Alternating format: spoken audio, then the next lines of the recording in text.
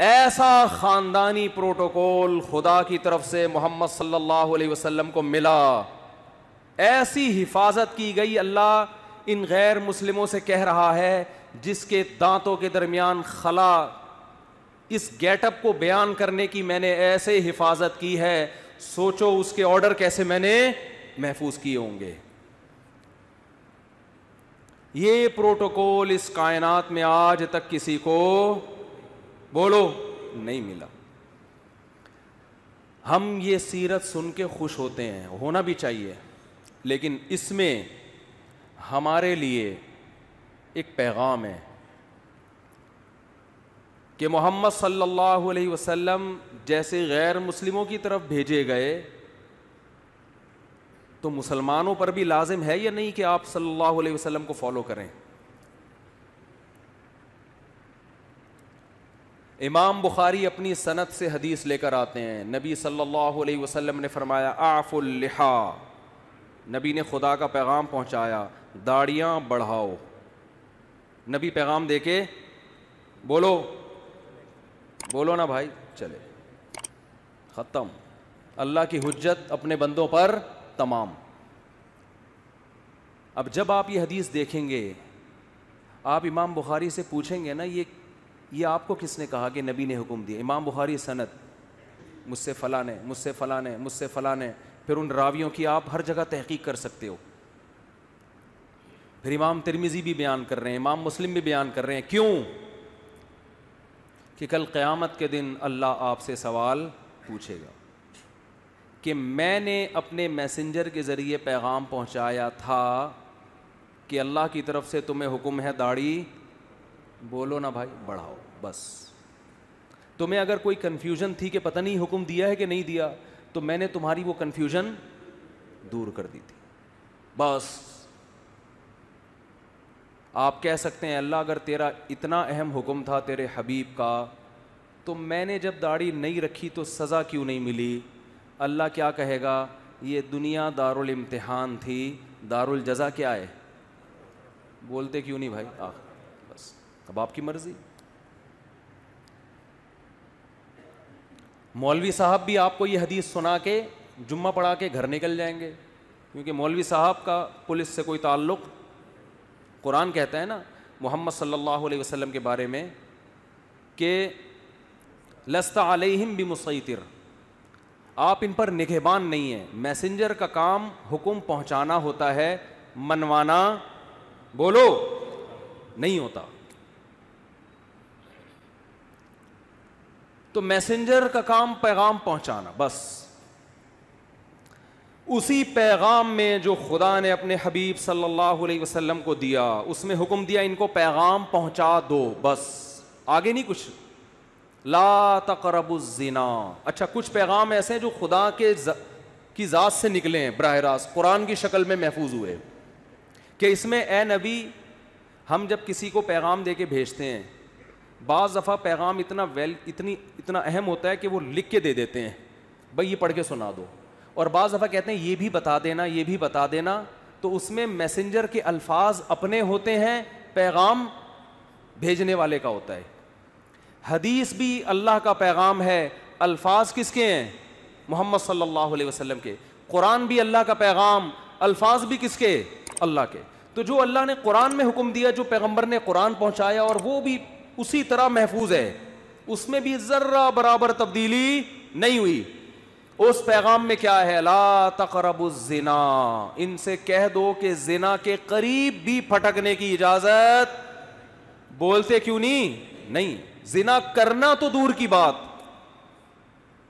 آج صبح ایک لڑکی کا فون آیا, 5 سال سے میرا ریلیشن کسی بندے سے, اب وہ شادی نہیں کر رہا. میں نے کہا بالکل ٹھیک کر رہا ہے, وہ حرام کاروں کے لیے یہی ہونا چاہیے. جب اس نے حرام مزے لے لیے تو وہ کیوں بیوی بنائے گا بھائی؟ کیوں بیوی بنائے گا وہ؟ اس کو حرام چسکے لگ گئے نا.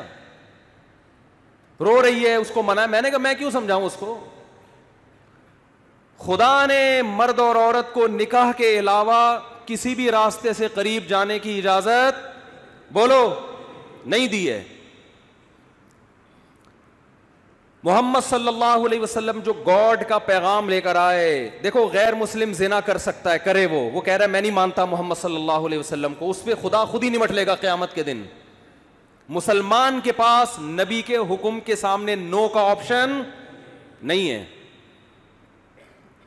محمد صلی اللہ علیہ وسلم جو پیغام لے کر آئے گاڈ کی طرف سے، اس میں یہ تھا کہ تمہیں 5 ٹائم اللہ کے گھر میں جمع ہو کے میری عبادت کرنی ہے، اور عبادت کا طریقہ بھی بتا دیا۔ اس میں فجر کی نماز بھی، ظہر کی نماز بھی، عصر بھی، مغرب بھی اور عشاء بھی۔ آپ نماز کے لیے آ جائیں، آپ کی مرضی، نہ آئیں، کوئی مولانا صاحب پولیس لے کے آپ کے گھر نہیں پہنچیں گے۔ اس سے اس خوش فہمی میں نہ رہیں کہ نماز آپشنل ہے، نہ نہ نہ نہ نہ۔ اللہ نے محمد صلی اللہ علیہ وسلم کو اپنا سفیر بنایا اور آپ کی نبوت پہ سینکڑوں دلائل قائم کر کے بتا دیے کہ تمہارے اوپر میری حجت تمام ہو چکی ہے، تم آؤ نہ آؤ تمہاری مرضی۔ کل قیامت کے دن جب میں انتقام لوں گا تو تم یہ نہیں کہہ سکو گے کہ اللہ معاذ اللہ نقل کفر، محمد صلی اللہ علیہ وسلم کی نبوت صحیح نہیں تھی، یا اللہ مجھے یقین نہیں تھا کہ محمد صلی اللہ علیہ وسلم نے 5 نمازوں کا حکم دیا بھی ہے کہ نہیں دیا۔ تو یہ حجت اللہ کی بندوں پہ تمام ہو چکی ہے۔ اللہ نے محمد صلی اللہ علیہ وسلم پر جو کلام نازل کر کے ہم تک پہنچایا، اور محمد صلی اللہ علیہ وسلم کے ذریعے جو بندوں کو اپنا میسج پہنچایا، اس میسج میں شراب لیگل ہے یا انلیگل ہے؟ بولو، انلیگل ہے۔ آپ کو شراب کے قریب جانے کی اجازت نہیں ہے۔ خدا نے جو اپنا پیغام محمد صلی اللہ علیہ وسلم کے ذریعے ہم تک پہنچایا، اور پوری سندوں کے ساتھ، اور قرآن تو سند کا محتاج ہی نہیں ہے، اس قرآن میں ہمیں حکم دیا گیا کہ بہن کی وراثت آپ کو کھانے کی اجازت، بولتے کیوں نہیں؟ بعض گاؤں دیہاتوں میں بیان کرتا ہوں نا، لوگ بڑے خوش ہو رہے ہوتے ہیں، جہاں بہن کی وراثت کی بات ہے میں دیکھ رہا ہوتا ہوں لوگوں کے چہرے کی ہوائیاں اڑ، ایک نعرہ آتا ہے ماشاءاللہ ماشاءاللہ، لگ رہا ہوتا ہے اس کے ابا بھی مرے ہی نہیں ہیں۔ بہت سے دیہاتی علاقوں میں پوری زمینیں کھا جاتے ہیں، بہنوں کو بولو نہیں دیتے۔ ہمارے نبی نے جو ہمیں پیغام پہنچایا نا خدا کا، اس پیغام میں یہ بھی ہے کہ باپ کے مرنے کے بعد بڑا بھائی چھوٹے بھائی کی وراثت، بولو نا، نہیں کھا سکتا، اور باپ کے کاروبار پہ قبضہ نہیں کر سکتا، چاہے وہ باپ کی زندگی میں وہ کاروبار خود ہی چلا رہا ہو۔ یہ غریبی ہے، ابا کی زندگی میں جو آپ جو ابا کے کاروبار کو پروموٹ کرتے ہو، یہ ابا کی خدمت کہلائے گی، اس کی وجہ سے آپ کی کاروبار میں شرکت نہیں ہوگی۔ وراثت میں سب کو دینا پڑے گا، آپ یہ نہیں کہہ سکتے میں نے یہ گٹکے کی دکان کو یہاں تک پہنچایا ہے، تو اپنی دکان پہنچاتے ہیں نا، ابا کی پہنچاؤ گے تو ابا کا کاروبار بڑھ رہا ہے، اس میں ثواب ملے گا۔ لوگ آتے ہیں کہ ایک صاحب کہنے لگے میں نے ابا کے کاروبار کو یہاں سے اٹھا کے وہاں پہنچایا، مجھے ابا کے بعد کیا ملے گا؟ میں نے کہا ثواب ملے گا، اس پہ آپ بہت زیادہ ملے گا ثواب۔ کیوں نہیں صرف ثواب؟ میں نے کہا بہت زیادہ ثواب ملے گا، اس کے علاوہ کچھ بھی نہیں ملے گا۔ یہ ابا کا بزنس ہے بھائی، ابا کی گائے آپ خدمت کر کر کے ختم، یہ جمعے کے بعد اعلان کروں گا، ابا کی گائے کی خدمت کر کر کے اس کے 2 بچے ہو گئے گائے کے تو یہ کس کے بچے کہلائیں گے؟ گائے کے بچے۔ اور گائے کس کی ہے؟ ابا کی، تو ابا کے ہی ہوں گے نا، آپ کے تھوڑی ہو جائیں گے۔ یہ بڑھوتری جب ہوتی ہے تو جس کی چیز ہو اسی میں بڑھوتری ہوگی نا۔ آپ وسیم بھائی کو کھلا کھلا کے آپ نے ڈبل کر دیا وسیم بھائی، تو وہ وسیم بھائی آدھے آپ کے تھوڑی ہو جائیں گے کہ جی میرے کھلائے ہوئے کی وجہ سے ڈبل ہو گئے، لہذا آدھے میرے آدھے آپ اپنے ہیں۔ بھائی جس چیز میں گروتھ ہوتی ہے تو وہ وہی چیز کہلاتی ہے، سمجھتے ہو؟ سمجھتے سب ہیں؟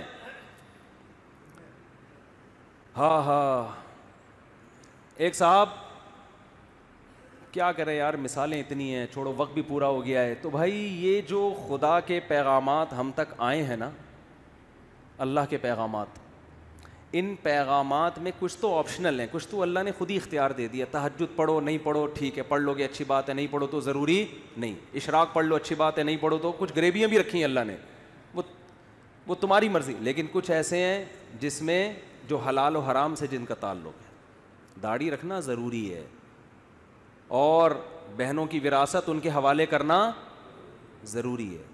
بڑے بھائی کے لیے چھوٹے یتیم بچوں کا مال بلکہ جو حمل ہے نا ماں کے پیٹ میں, اس کا بھی وراثت میں اتنا ہی حصہ ہے جتنا زندوں کا اور بڑوں کا حصہ ہے. ایک دن کے حمل کا وہی حصہ ہے جو بال بچوں والے آدمی کا حصہ ہے. اس حمل کو بھی ماں کو گرانے کی اجازت نہیں ہے. تو یہ خدا کے احکامات ہیں جن میں اللہ نے 2 اور 2 4 کی طرح اپنے دین کو واضح کر دیا ہے. اور اللہ فرماتے ہیں وَلَا تَحْسَبَنَّ اللَّهَ غَافِلًا عَمَّا يَعْمَلُ الظَّالِمُونَ, ظالم جو کچھ کر رہا ہے اللہ کو اس سے غافل نہ سمجھو, کیونکہ یہ دنیا دار الامتحان ہے, دار الجزا نہیں ہے. جزا آخرت میں ہوگی. اللہ مجھے بھی محمد صلی اللہ علیہ وسلم پر حقیقی ایمان نصیب کرے, آپ صلی اللہ علیہ وسلم سے محبت نصیب کرے, اور اللہ ہمیں آپ صلی اللہ علیہ وسلم کی تعلیمات کو فالو کرنے کی توفیق عطا فرمائے.